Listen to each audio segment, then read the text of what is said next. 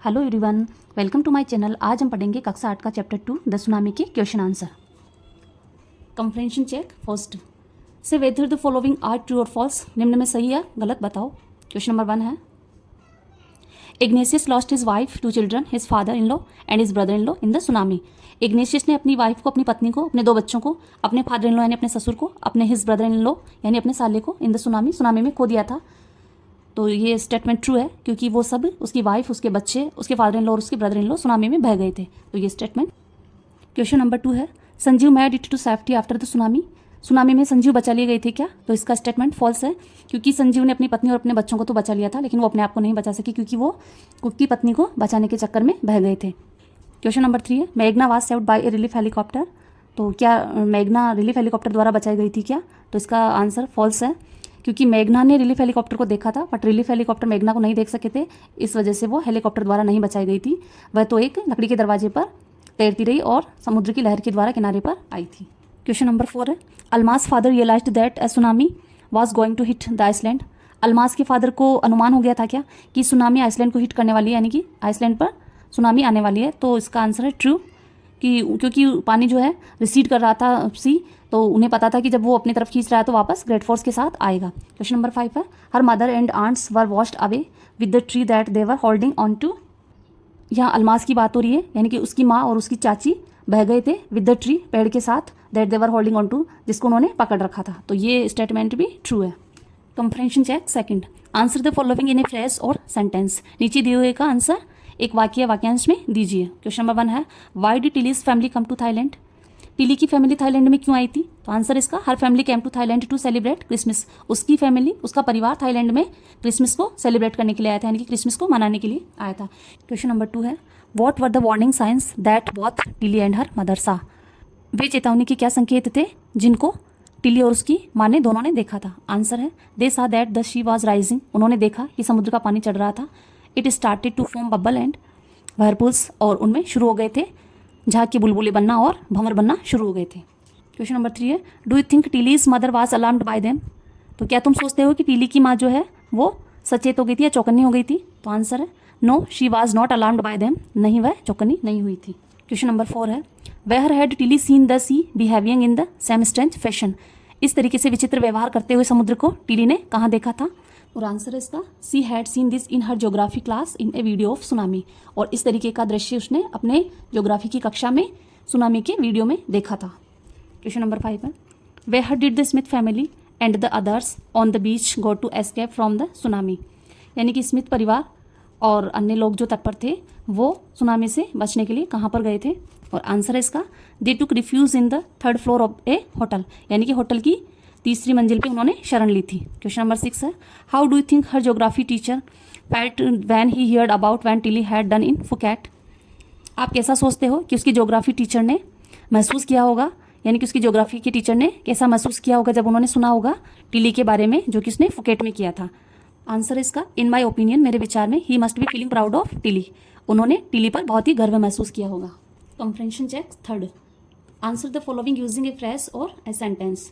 नीचे दिए हुए का उत्तर एक वाक्यांश में दीजिए। क्वेश्चन नंबर 1 है इन the tsunami 1,50,000 people diet, how many animal diet. Tsunami में 1,50,000 लोग मारे गए थे और कितने जानवर मरे थे? तो आंसर इसका not so many animal died in the tsunami, यानी कि सुनामी में ज़्यादा जानवर नहीं मरे थे। क्वेश्चन नंबर 2 है how many people and animals died in याला नेशनल पार्क। याला राष्ट्रीय उद्यान में कितने लोग और जानवर मारे गए थे? तो आंसर इसका 60 people and only 2 water buffaloes died in याला नेशनल पार्क। याला राष्ट्रीय उद्यान में 60 लोग और 2 जलीय भैंसे मारे गए थे सुनामी से। क्वेश्चन नंबर 3 है what do people say about the elephant in याला नेशनल पार्क। याला राष्ट्रीय उद्यान के हाथियों के बारे में लोग क्या कहते हैं? आंसर इसका the elephant started running away from the Patnangla beach. Patnangla beach से हाथियों ने दौड़ लगाना शुरू कर दिया था। क्वेश्चन नंबर 4 है व्हाट डिड द डॉग्स इन गेले डू। गेले में कुत्तों ने क्या किया था? आंसर है the dogs did not go for their daily run on the बीच। यानी कि कुत्ते तट पर उस दिन दौड़ने के लिए, अपनी दैनिक दौड़ के लिए नहीं गए। Working with the text discuss the following questions in class then write your own answers.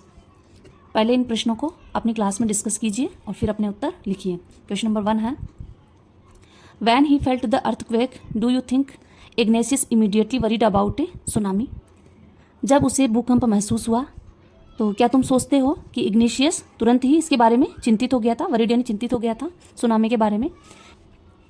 Give reason for your answer, अपने उत्तर में कारण भी दीजिए। Which sentence in the text tells you that the Ignatius family did not have any time to discuss and plan their course of action after the tsunami struck.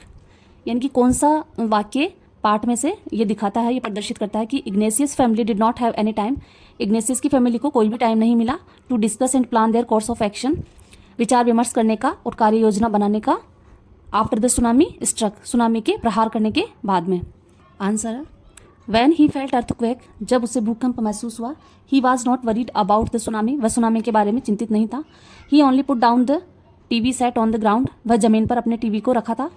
The sentence which shows that the family did not have any time to discuss and plan their course of time, जो वाक्य ये दिखाता है कि उसकी family को बिल्कुल भी टाइम नहीं मिला था विचार विमर्श करने का और कार्य योजना तैयार करने का, वो ये है। इन द क्योस, अफरा तफरी में, in confusion, two of his child caught hold of the hands of their mother's father and her brother and rushed to the opposite direction.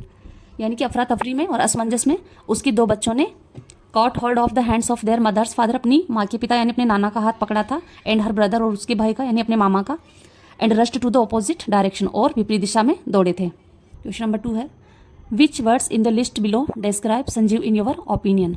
यानी कि नीचे लिस्ट में, नीचे सूची में जो वर्ड्स दिए हुए हैं उनमें से कौन से शब्द संजीव को डिस्क्राइब करते हैं, यानी कि संजीव का वर्णन करते हैं इन योर ओपिनियन, आपके विचारों में। तो ये वर्ड्स देखते हैं। Cheerful, ambitious, brash, brave, careless, heroic, selfless, heartless, humorous. तो इसका आंसर है ब्रेव एंड हीरोइक, यानी कि वह बहादुर और साहसपूर्ण था, साहसी था वो।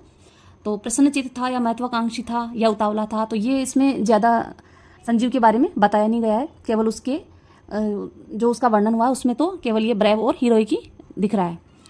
क्वेश्चन नंबर 2 का बी है use words from the list to complete the 3 sentence below. यानी कि इसमें से वर्ड्स यूज करना है जो नीचे 3 सेंटेंस दिए हुए हैं। फर्स्ट है I don't know if Sanjeev was cheerful, humorous और एम्बिशियस।